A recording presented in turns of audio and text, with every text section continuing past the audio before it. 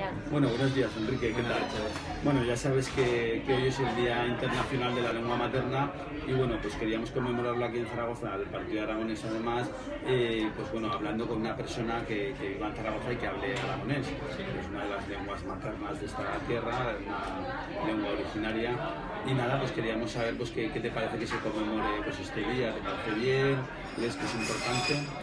Para nosotros es muy importante porque pasa una cosa simplemente. Dios sabe que hoy es el día de la lengua materna y en el caso nuestro, la lengua materna y el aragonés, la lengua que me van a mostrar mis países, a la Val de Benás, completamente son de Casa Navarro de Chía y nosotros pues siempre que están juntos o nos trabajan alguno de allá alto, pues el ragonamiento aragonés, que tienen allí, pero y una costumbre que tenemos muy arraigada, incluso así mismo a Zaragoza y mucha gente que han baixado allá, ganarse la vida, gent de la edad de mis pais, gent de la mía generación, y siempre que hemos visto el pues el raconam.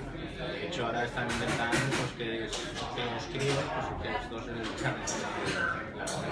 ¿Y crees que sería importante también pues, que se fomentara pues, el estudio, la enseñanza, aunque no sea a nivel de oficial, pero que sí que hubiera un apoyo importante?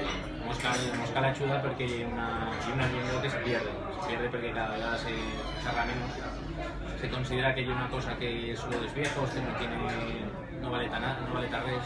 Sin embargo, tan los altos, pues hay algo que tenemos la intro y pensar que sí, pensar que iría muy bien, pues que desde lugares como Zaragoza, y hay molta gente de alto, y hay molta gente de todos los lugares de Aragón, que saben el aragonés, pues que se aproveche y se ayude.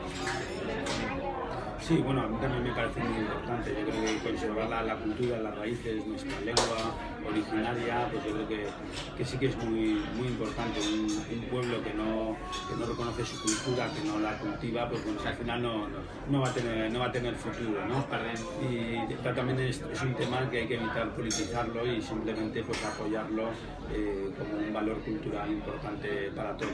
Es que yo pienso que hay un patrimonio de todos los aragoneses, no hay un patrimonio ni de una formación, ni de una ideología, ni de corrientes políticas, ni nacionalistas, ni bueno, hay simplemente una cosa de todos y que entre todos tienen que ayudarlo y mantenerlo.